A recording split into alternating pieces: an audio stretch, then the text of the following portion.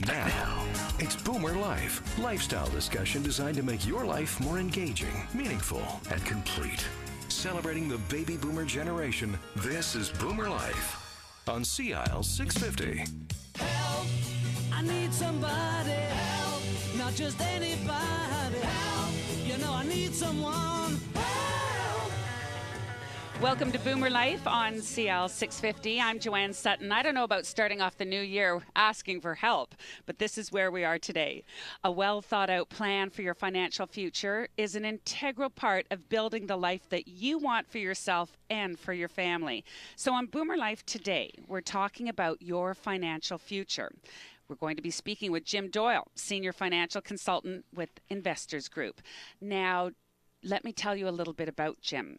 He holds a number of designations: a certified financial planner, he's a chartered life underwriter, he's a registered trust and estate practitioner, a certified divorce financial analyst, as well as a certified international wealth manager.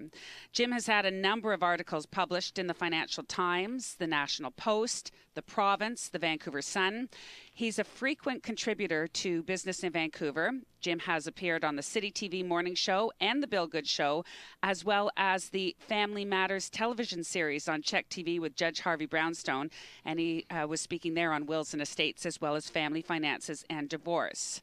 Jim, you're a very busy guy. I want to say Happy New Year. It's nice to have you back into the studio for what looks like the start of a very exciting year, 2015.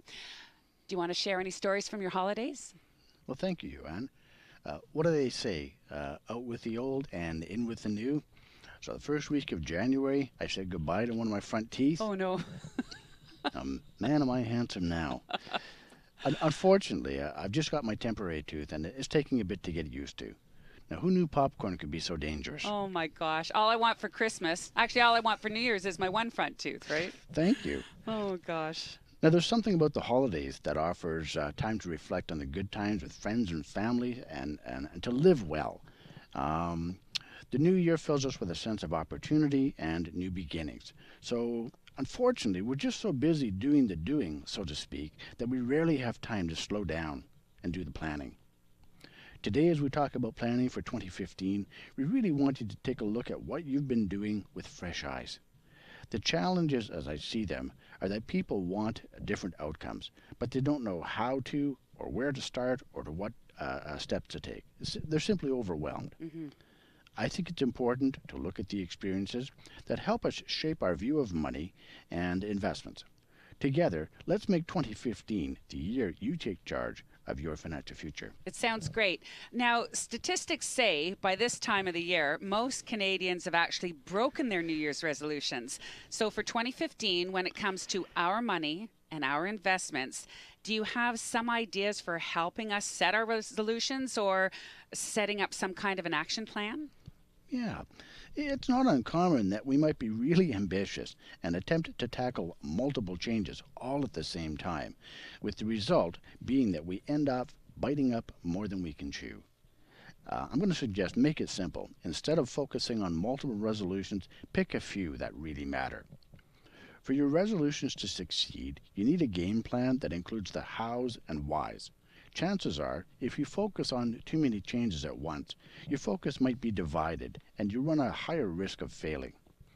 When it comes to failure, I think our self-worth is often tied up in these things, so it's important that we take some smaller steps to increase our confidence and our likelihood of success. Mm-hmm.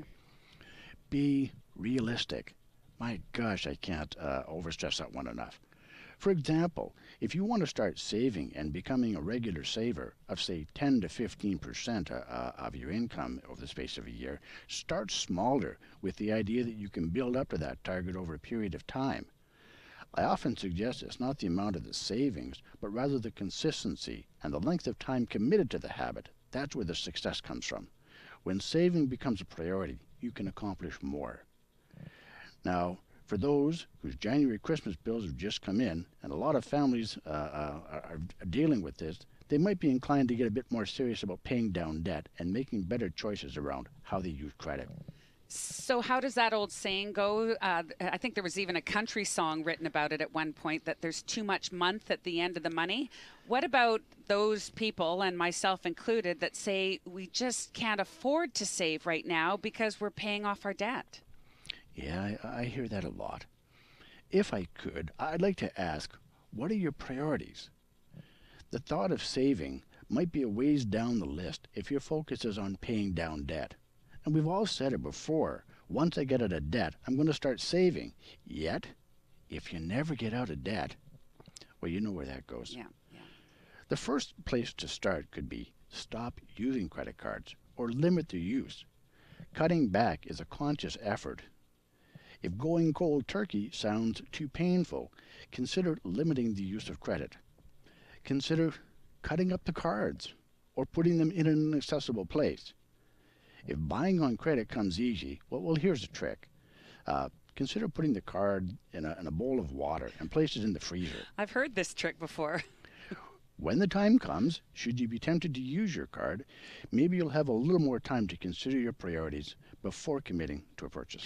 That's great advice. And you mentioned cold turkey. So, Jim, could you say that getting out of debt could be as tough as, say, quitting smoking or even losing weight?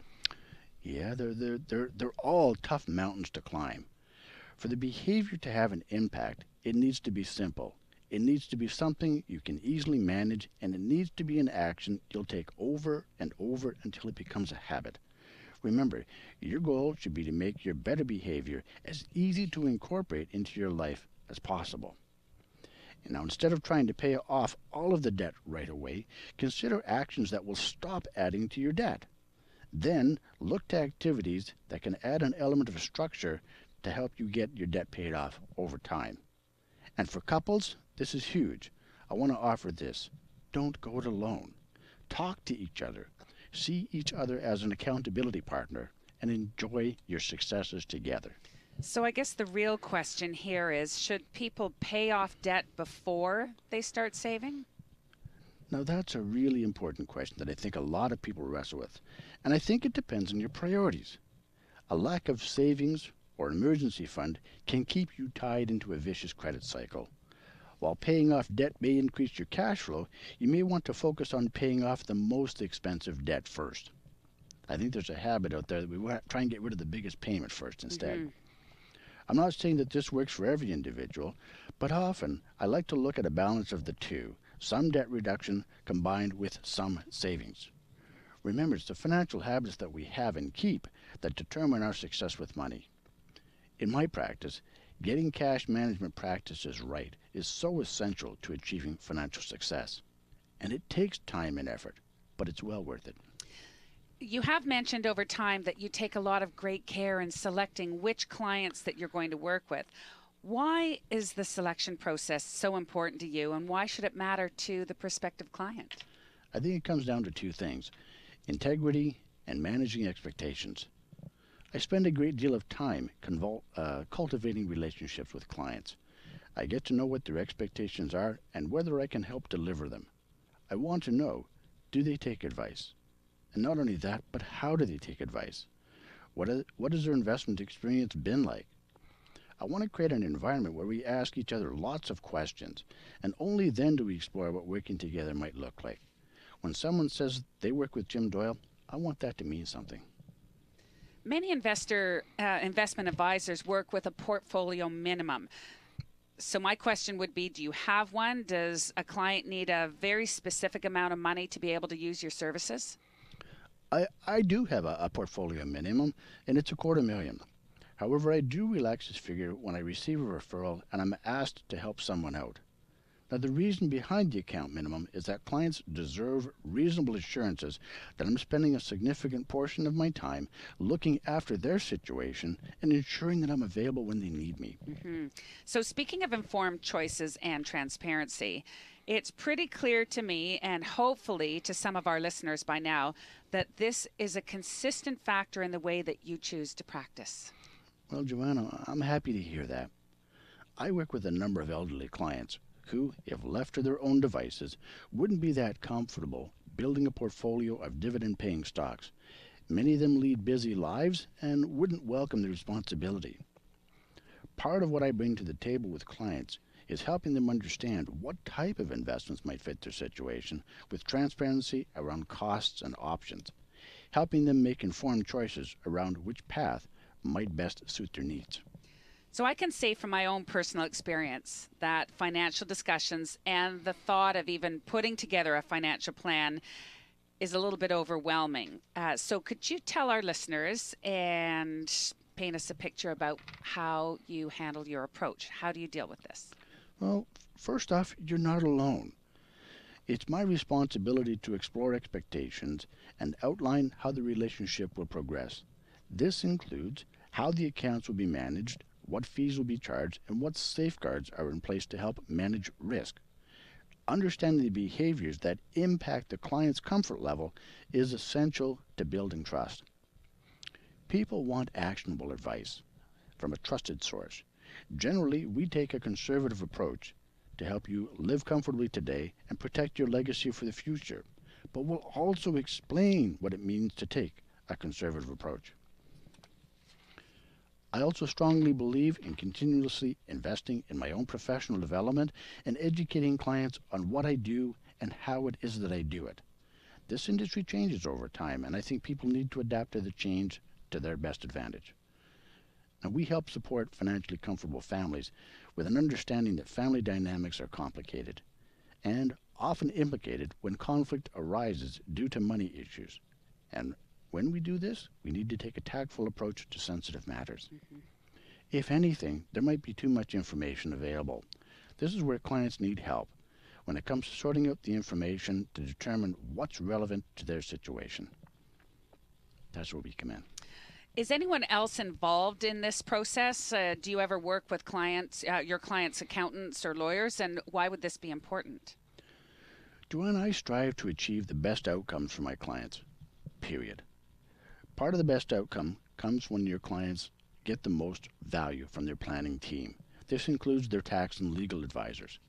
A collaborative approach is a great value add when all sources of planning, tax, legal, and financial are seamlessly integrated into the client's overall financial plan. We want to make sure that the tax and legal advice is implemented to align with the client's financial plan. All of the best planning in the world gets lost if it's not implemented or people don't understand it. Part of what sets my practice apart is the ability to integrate the tax and legal planning advice into the client's overall financial plan. Well, it sounds like there's a number of moving parts when it comes to creating a financial plan. You've been listening to Boomer Life on CL 650. I'm Joanne Sutton. Today we're speaking with JimDoyle, Senior Financial Consultant with Investors Group. Financial security is a paramount goal for most Canadians. The need for advice has never been greater. Make 2015 the year that you rediscover confidence in your financial future. There's still a lot more to come on this show with JimDoyle, including some thoughts on something known as loss aversion and how it affects your investment decisions. And appropriate for this time of year, we'll be talking about TFSA and RRSP considerations that you might want to look at. For more information and to get to know Jim a little bit better, you can go to his website, jimdoyle.ca, or give him a call toll-free, 1-800-665-7178, or locally at 604-682-5431. This is Boomer Life on CL 650. Celebrating the baby boomer lifestyle. This is Boomer Life on CL 650.